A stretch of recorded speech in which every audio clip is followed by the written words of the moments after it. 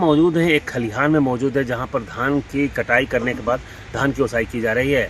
और जिस तरह से अभी आपने किसानों को सुना, किसानों ने स्पष्ट कहा कि धान की बिक्री सरकारी जो दर है उससे कम दर पर वो बेचने को इसलिए मजबूर हो जाते हैं क्योंकि सही समय पर धान क्रय केंद्रों का उद्घाटन नहीं हो पाता है, शुरुआत नहीं हो पाती है। और निश्चित रूप से कहा जा सकता है कि अभी झारखंड में सरकार बन रही थी, तो ऐसे में सभी लोग सरकार बनाने में व्यस्त थे और पूरा जो समय था वो आचार संहिता में लगा हुआ था, जिसके कारण धान की क्रय केंद्र की शुरुआत नहीं हो पाई थी। आप समझ सकते हैं कि हमेशा देश में एक नारा लगाया जाता है, जय जवान जय किसान, और दोनों को कई मंचों पर सम्मानित किया था। और सम्मानित करने वाले कौन लोग होते हैं? या तो राजनेता होते हैं या पदाधिकारी होते हैं। लेकिन जिस तरह से किसानों का अपने दर्द सुना, हालांकि जिला के जो वरीय पदाधिकारी हैं, जो आपूर्ति विभाग के पदाधिकारी, उनका स्पष्ट मानना है कि पूरे जिले में कई स्थानों पर धान क्रय केंद्र की शुरुआत कर दी गई है, जहां पर किसान अपना रजिस्ट्रेशन करवा के सरकारी दर पर धान की बिक्री कर सकते हैं। लेकिन सवाल यहाँ ये पैदा होता है, एक तो किसान यहाँ काफ़ी मुश्किल से धान की खेती कर पाता है, और जो धान की खेती करके धान तैयार होता है उसे घरों में रखने के लिए किसानों के पास इतनी अच्छी व्यवस्था नहीं होती, बड़ा गोदाम नहीं होता है, जिसके कारण वो औने पौने दाम पर धानों की बिक्री कर पाता है।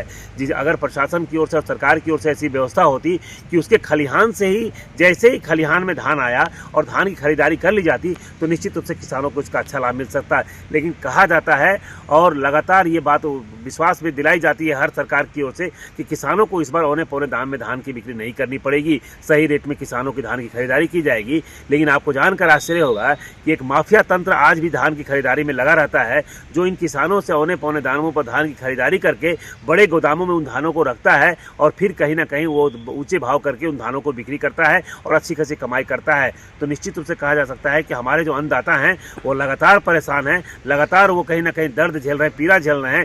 के बार अगर कच्चे मिल तक तो ऊपर में देवे के लिए सुविधा हो तक, लेकिन हम लेके बार नहीं मिलेला, आधा आधा मिले चले। हम दुकान में बाहर बीज दिला वहाँ कच्चे रोके मिल जाएला, जितना भी चीज उतना तक ऊपर में बीज दिला बाबा एक चला नहीं भेटाएला। हाँ, खाली खाए के भी। हाँ, खाए पिए के लिए तो दिक्कत है।